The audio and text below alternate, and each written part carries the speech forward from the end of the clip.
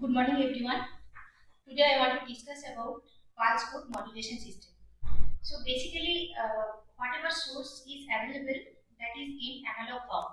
So first we need to convert it into digital to get that better output and to transmit for long distance. We need to convert it into digital. So the basic circuit we need that is convert from analog signal to digital signal, that is the pulse code modulation. So from the name we can say that is it a modulation systems? No, it's not any modulation systems. It's a basically conversion from analog signal to digital signal. It's a technique to convert that analog signal to digital signal. So today we'll discuss analog to digital conversion, sampling, that is PCM, pulse code modulation advantage, and pulse code demodulation.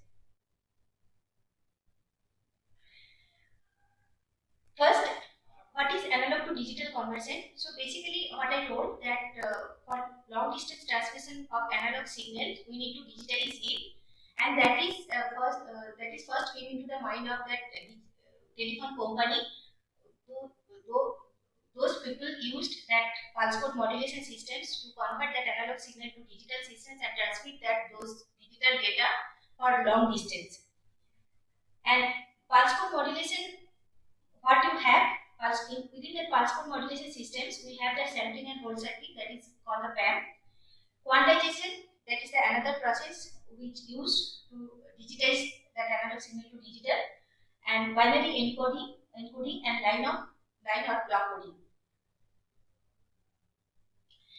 So this is the block diagram for PCM transmitter as well as the receiver.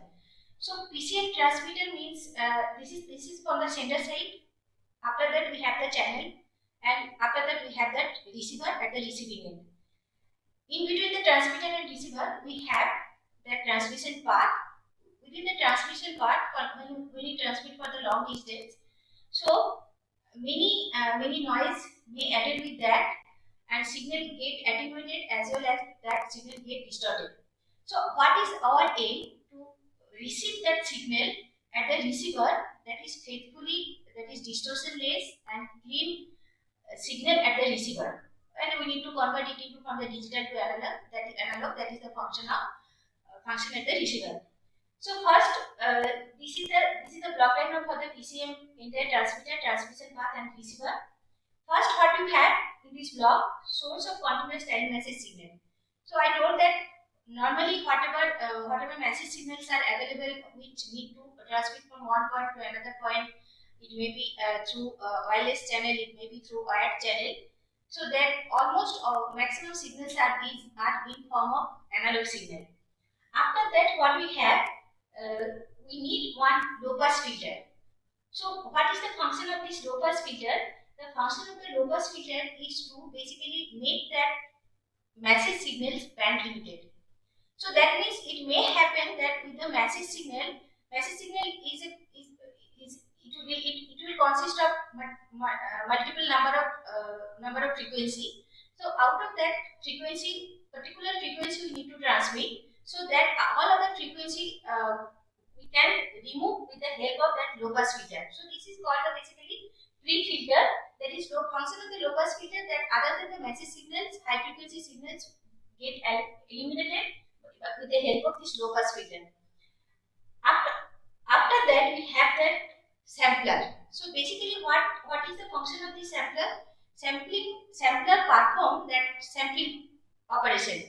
So sampling means, what does it mean actually? It is basically it will do that chopping of the signal. So chopping of the signal means this is the first step to convert that analog signal to digital signal. So basically an analog signal or message signal, this is in form of is a basically continuous time signal.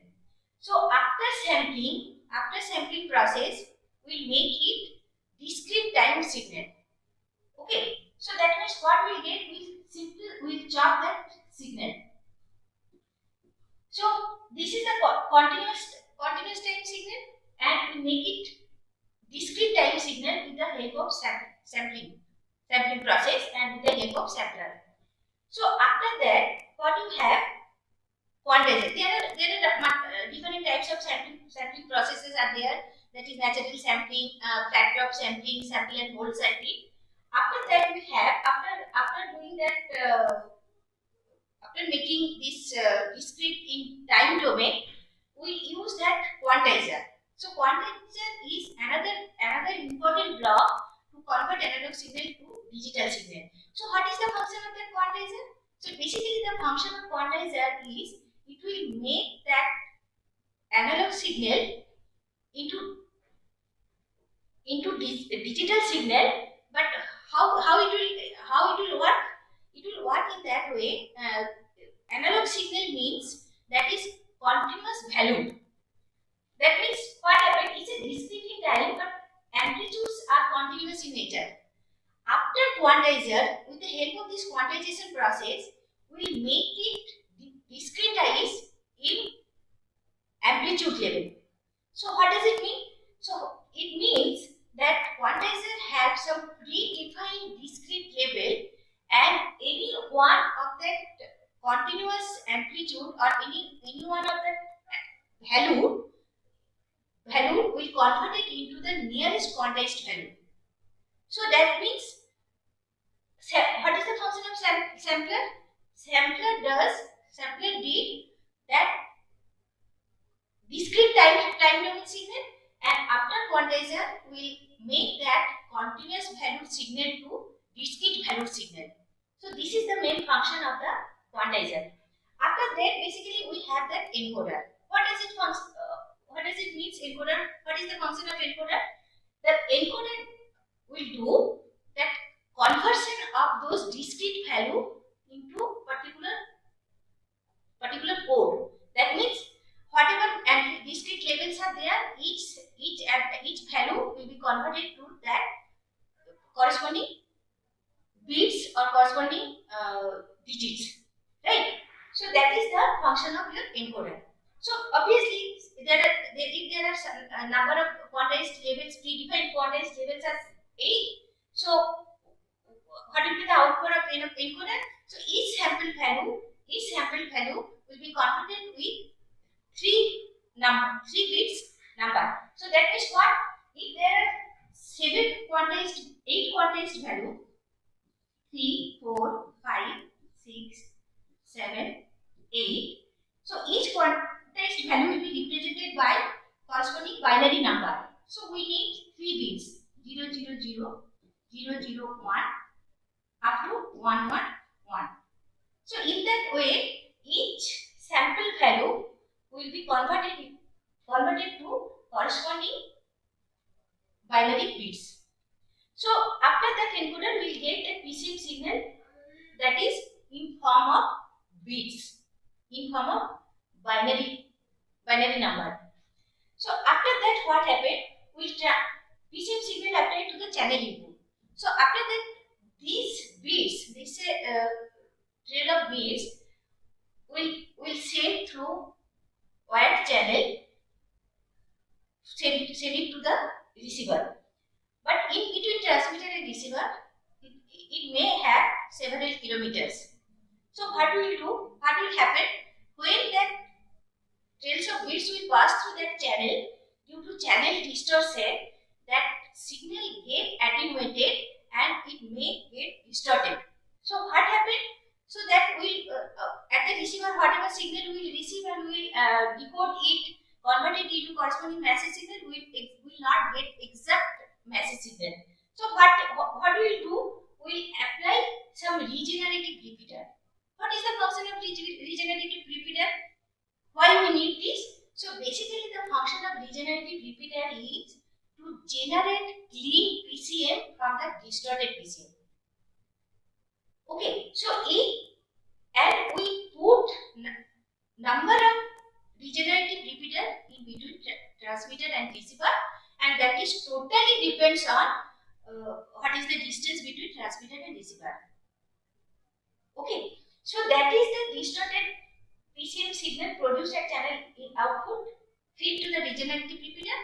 Each regenerative repeater generate clean PCM from the distorted PCM.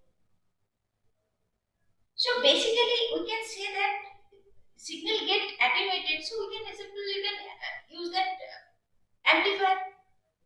So but if we use that amplifier, so amplifier will amplify the signal as well as that distortion, that means in form of noise. So both will be amplified.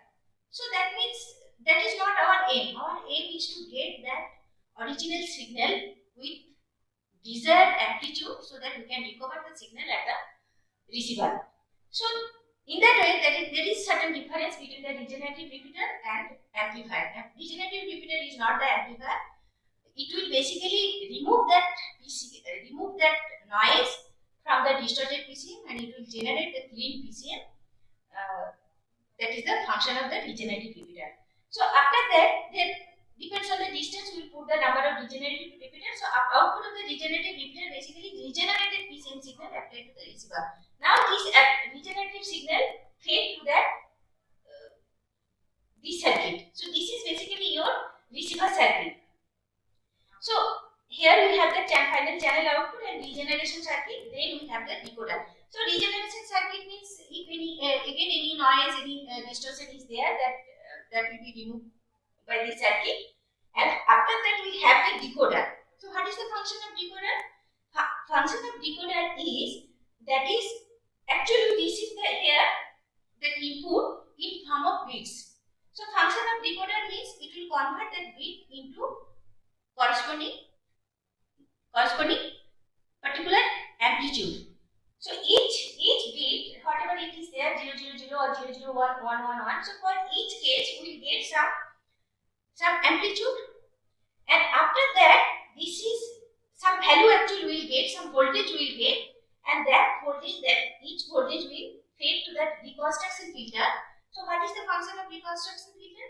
Reconstruction filter is nothing but a low pass filter that will help to get back our original message signal from the decoded output. So basically, it will help to convert that digital signal to analog signal and it will reach to the destination. So this is the block diagram for PCM, transmitter, transmission path and receiver, and each block I explained.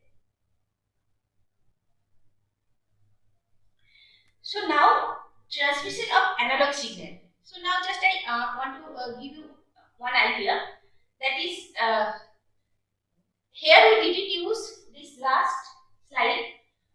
You see that simply we convert analog signal to digital signal. We have the channel, transmission channel, we have the receiver. So here we didn't use any modulation signal, means we didn't multiply with message signal with some carrier, high frequency carrier and transmit it and receiver will demodulate it. We didn't do all these things. So this is basically your this is not your passband transmission, this is your baseband transmission. So baseband transmission means directly we send that analog signal, but we convert it into digital and we transmit it. So here actually this is the structure of digital communication transmitter. So digital communication transmitter, what you have? We have input signal, sampling, basic things what you need. That is the sampling. This is the quantizer. So after quantization, basically we have that encoder and we will get that data in form of bit. And after that we have the digital modulation. So here we will do the digital modulation. So based on that our application, based on your data, based on that data rate, we will use different types of digital modulation technique and transmission. So this block diagram is for the passband transmission and we can send it through long distance through wireless channel. Now this is the analog to digital conversion I already mentioned, but again I redraw it and I am explaining this in this way. That is analog to digital conversion. This is the basic block diagram we need. Analog input signal we need to in this way XAT.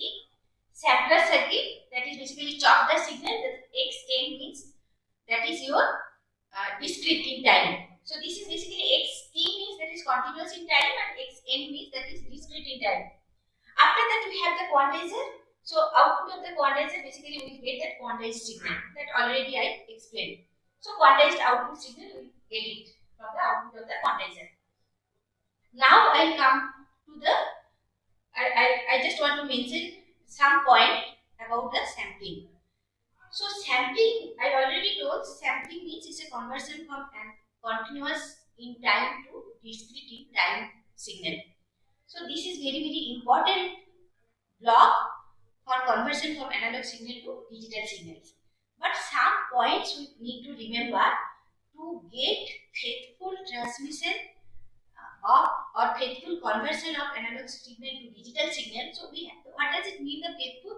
So basically we need to keep in mind one thing, that is whatever bit will transmit at the receiver will receive, and we should get back our original message signal. So that is our main aim to transmit any signal. So sampling process means we chop the signal. So when you chop the signal, so that sampling duration, it matters. So sampling duration means basically we will have some sampling frequency. Means what will be the difference time difference between two sample value. So we'll get TS sampling interval. So this is the time separation between two sample value. If we have the message signal, if we chop this signal in this way, so what is the difference between these two sample value? This is written as TS. So what will be the sampling frequency? Fs, that will be equal to simple 1 upon Ps. So this is very important parameter that we have to choose in such a way so that we can get back our original message signal at the receiver. So it means that it should not be in sampling frequency should not be so low and sampling frequency should not be very high. There is certain relation between the sampling frequency and the message signal frequency. Right? If the maximum message signal is FM and if the sampling frequency is Fs, so for faithful transmission there is one relation between Fs and FM, so that we can get back our original message signal at the receiver.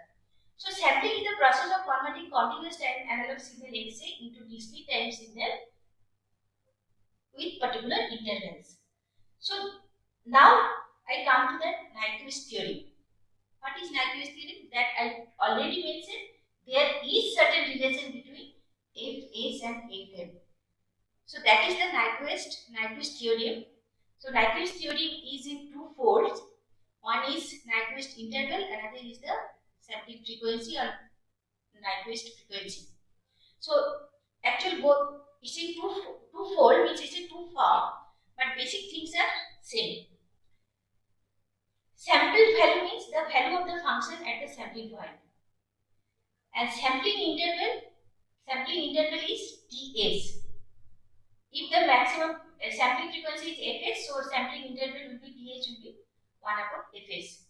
Okay, and sample values means the value at the of the function at the sampling point. So that means each sampling point, what will be the value? This is the sample value at this sampling point. This sampling point, this is the sample value. Is this point, this is the sample value, in that way.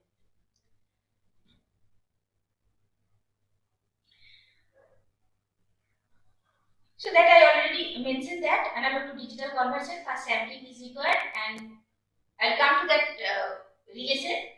And this is the quantization. Quantization means convert from discrete time continuous value signal to discrete time discrete value signal. Is it after sampling we will get discrete time continuous value signal. After quantization we will get discrete time discrete value signal. So this is the two difference. Whatever signal we will get at the output of the sampler and at the output of the quantizer. So now I come to this thing that is very important. I told, that is sampling rate or sampling frequency. So sampling rate and sampling frequency, basically if message signal have maximum frequency,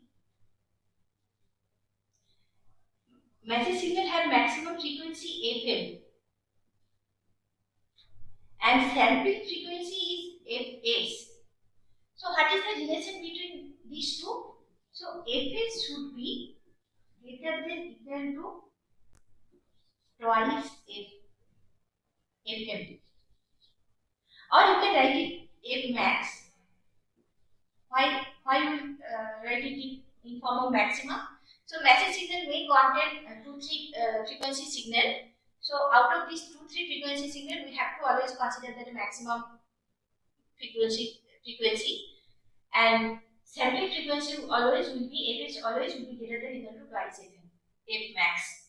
So this is the Nyquist criteria or Nyquist sampling theory. The same way, in form of that is other fold, that is another form of that sampling theory. So if you consider this is Ts,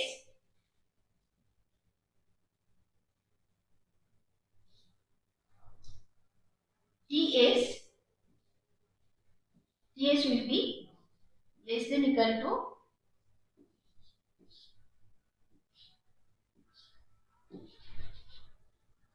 T max.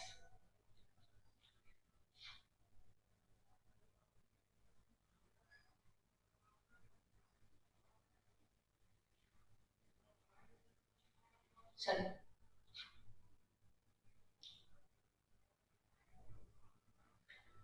So basically, Fs greater than equal to twice F max. So 1 upon Ts greater than equal to 2 pi T max. So what will be the T? What will be Ts? It will be less than equal to T max by 2. So this is the relation. So signal is sampled at least but not exactly equal to the twice the maximum frequency. So F should be greater than equal to twice F max. Now what happened if Fs is less than 2b? So if by chance sampling frequency is less than 2b means that is the bandwidth of that message signal, then overlapping of the spectrum. So if the signal is not strictly band limited, then it must be passed through low pass filter before sampling. So basically what happened that I can show you with the help of this diagram. So basically XSF is samples signal in frequency domain passed to low pass filter with bandwidth B, and this is your output signal, that is XT, that is your recovery signal. So what is the function of this low pass filter? The function of this low pass filter is basically XSF is the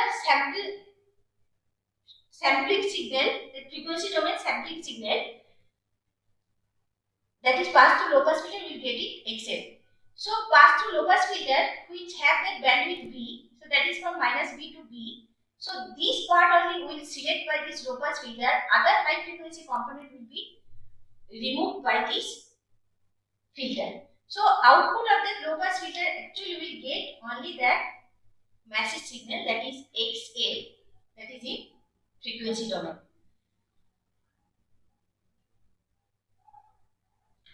So what happened if we choose that F is less than equal to twice B, that I already written there.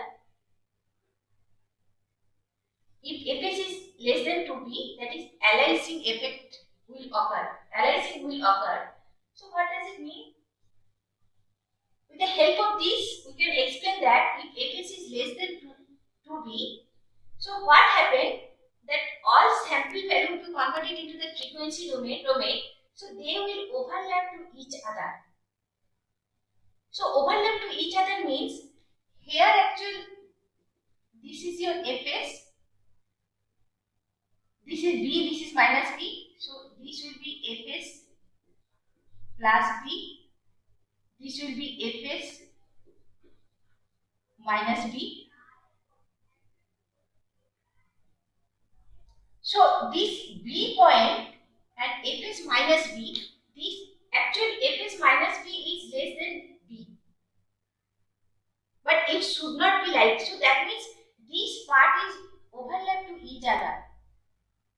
So when this is passed to that low pass filter, we'll get this type of spectrum. So this is not actual spectrum. Actual spectrum is, it will be like this. So we didn't get exact spectrum, so we didn't get that original signal. It is undersampled. If we choose that Fs is less than 2p. So what happened, that at least B should be greater than Fs minus B. So from that we can get it, Fs minus B, this should not be less than B. Because Fs minus B should be at least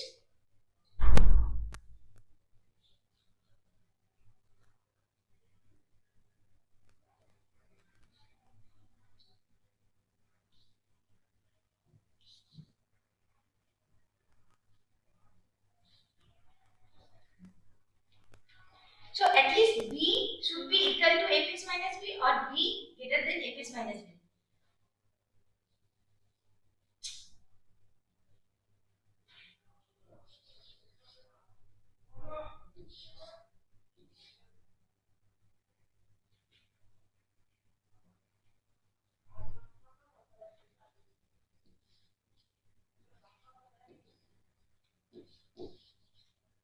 So that means we can say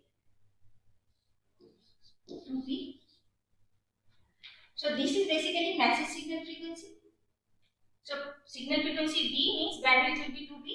So that means if you want to avoid this overlapping, so this point should be greater than, B should not be greater than Fs minus B. So Fs minus B should be greater than equal to P. So that we can avoid this overlapping, so we can get that exact spectrum. So we can get that faithful transmission. We can recover the signal, original signal at the receiver. So this is that anti-aliasing filter. So what we can do, we can use that anti-aliasing filter to avoid this type of problem. What is the meaning of anti-aliasing filter? So anti-aliasing filter is nothing but a low pass filter to make that massive signal band limited, so that if you know that massive signal, exact massive signal, and you make it band limited with certain frequency, and if you choose that sampling frequency just greater than that twice of that massive signal, so there is no chance of overlapping in the spectrum, so we can get back your original signal at the receiver. So that is, this type of problem is called the aliasing problem, and that filter is called the anti-aliasing filter that we have to use before sampling process. So this is these things I already explained. This is FM, this is Fs minus FM. So FM should be Fs minus FM should be at least greater than equal to FM, or you can say Fs minus FM at least equal to FM. So Fs is greater than equal to twice FM. So that already I explained. And oversampling and filtering in the digital. So for safety purpose, for to get that better performance, always it should be choose sampling frequency little higher side, so that when you use that digital filter at the receiver, so that we down that sampling, and we can recover that original massive signal at the receiver. That I already explained. This is low pass filter. Basically, this is pre-aliasing filter, sampler, quantizer, encoder, and PCM signal. That already I explained. And this is basically, now I am coming to that quantizer process. So quantizer process basically, we already told that this is a conversion from that continuous valued signal to discrete valued signal. So all those are basically discrete values. So this is one discrete value, this is one, this is one, this is one, this is there will do 0 to 7. So 0 to 7 means corresponding starting from 0, 0, 0 to up to 1. So 0, 0, 0 means this is 0, 0, 0 and this will be 1, 1, 1. So, and this is your message signal. So these are the sample value. These are the sample value. So this is one sample, but it's in continuous value. The values are varying continuously. So after discretization, after quantization, what we get? This value is exactly 1.3, but we take 1 point instead of 1.3, we take that 1.5. That means it will take the nearest quantized value, that is 1.5. So 1.5 means it's a 5. So it will be represented by 101, that is 5. Same, this is value is your 3. So this value 3, sorry 3.6. So 3.6 means corresponding discretized value is 3.5, quantized value is 3.5. So 3.5 means corresponding 7, corresponding 7 111. So in that way, all sample value will take the nearest quantized value, and that quantized value have predefined coded value, that is 101111. So each sample value will be converted to, so this basically this sample value will converted to 101, this sample value will converted to 111, this sample value will converted to 001. So in that way we can convert each sample value into corresponding bits. So analog signal, whatever you have in continuous in time and continuous in amplitude, we converted it into a series of bits. It's a trails of bits. So with the help of this, we able to convert analog signal to digital signal. So these are the basically advantages of PCM. That is basically it's a relatively inexpensive. PCM waveform we can use for time division multiplexing. Means what does it mean? So basically from number of different sources, if we generate convert it into that analog signal, so it will generate a one source will generate a series of bits, another signal with another message source will generate a series of bits. So with the help of multiplexer, that is time division multiplexing, we can send through same channel we can send information from multiple sources. So easily regenerated, that I already explained, with the help of regenerative repeater. By putting the regenerative repeater, and we can put many number of regenerative repeater between transmitter and receiver based on distance. So we can easily transmit and we can regenerate signal at the receiver with the help of very basic circuits. So better noise performance than analog systems. Signals made, stored and time scaled efficiently. Efficient ports are readily available, so that there, apart from that, there are different line coding methods are there that we can use for transmission. Have the different efficiency. So based on our system, based on our application, based on our requirement, we can use different line coding method for transmission. One disadvantage is that requires wider bandwidth than analog signal. So basically, what happened? Wider bandwidth means that there is basically we need one trade-off between that bandwidth and signal to noise ratio. So basically, what happened when we want to increase that number of quantized level, so that means number of if you increase the number of quantized level, so that each level will be represented by number of bits. So number of bits will be more for transmission. So obviously the number of the bandwidth requirement will be very high. So that means to improve that improve the performance, the signal to noise ratio, to improve the signal to noise ratio, we need to increase that bandwidth, but there should be some trade-off between these two. So that means if bandwidth requirement is more, so the cost of the system will be automatically increased. But there is some trade-off, that means that cost should not be very high, as well as there will be we have to maintain certain signal to noise ratio as well as. So what type of noise we face? So basically we face two types of noise. One is granular noise or quantizer noise. Another is your saturation overload noise. And another type of problem is there, that is the timing and jitter problem. And basically quantization means that is if you use that if the quantizer number of quantization level is very less, so since we will take that approximated value for each continuous value signal to nearest quantized value, so there will be some difference, so that will be considered as the quantization noise. So that if you want to reduce that quantization noise, so number of quantization level we need to increase. So that is one. If we want to increase that number of quantization level, so that means automatically the bandwidth requirement will be more, so that your system will be more costlier.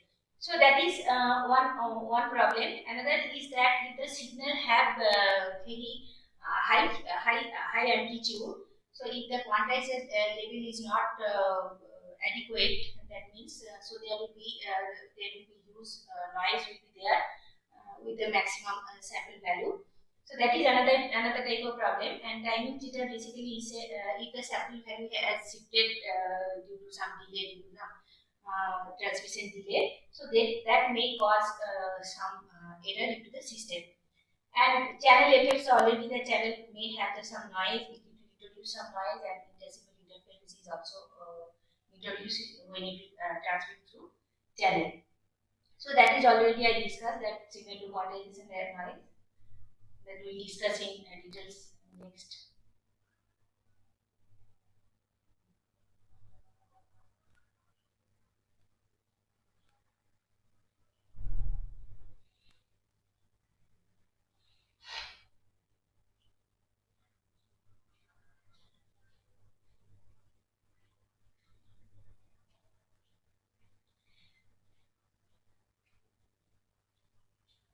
So basically, this quantization techniques is very important for the conversion from analog signal to digital signal.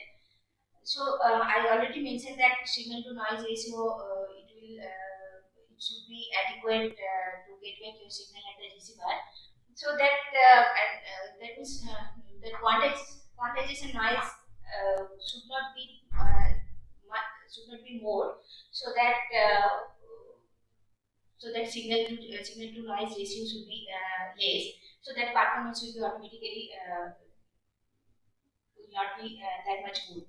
So that so basically there are two different types of quantization we have. That is one is called uniform quantization method. Another is that non-uniform quantization method. So uniform quantization means each discrete value will be uniformly spaced. So when we can use this uniform quantization process, so uniform quantization process means it may happen that for the low amplitude signal, that percentage of error will be more, and for the high amplitude signal, the percentage of error will be less. So that uniform quantization method, that means sometimes will not prefer. So instead of that uniform quantization, we use that non-uniform quantization. So non-uniform quantization means basically there is a variable step size. So that means there are the quantization levels are not uniformly spaced. So that sometimes is a finely spaced, and sometimes is a coarsely spaced. And when that for the low amplitude signal is a finely spaced, and for the high amplitude signal it will be spreaded. So that means basically staircase waveform will be like that. Sometimes step size is very narrow, and sometimes steps are wider. So that we can avoid optimize that that spacing can be chosen to optimize the signal to noise ratio for a particular type of signal. Okay. So basically we have to choose that which type of quantization method we use. That is totally depends on that what type of signal we have, what is the amplitude level variation of that particular signal, and what is the adequate signal to noise ratio can be used we can consider that how to be the signal to noise ratio is adequate for a particular system, so that you can get back your original message signal. So all these things are that we have to consider. So these things already I mentioned that. So basically, non-uniform quantization we can implement in this way. This is input signal. We have that compressor, and we have this is basically analog to digital converter, transmitter, channel, and this is receiver. And at the receiver side, we use the expander, and here we use the compressor. So basically, low amplitude signal will be amplified, and high amplitude signal will be squeezed at the transmitter side, and receiver side it will be reversed. So whatever that percentage of error at the low amplitude signal was more, so that was amplified with the help of compressor, and low amplitude signal will be less. It will not amplify in that way. So that signal to noise ratio percentage of that error will be we can maintain in that way.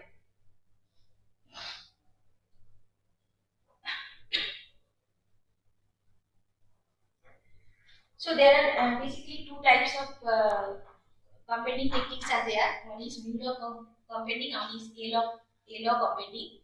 So basically, US standard they use that Mueller compounding, and European standard they use that Taylor compounding. So there is one relationship is there. That I mentioned here. And this is for the Mueller compounder. This is the Mueller. So this is the relation between input and this is the input signal X, and this is the output signal. And for A log compounding, this is the relation between that input and output signal. So this is all about your PCM, the basic block diagram with the help of sampling circuit and quantization.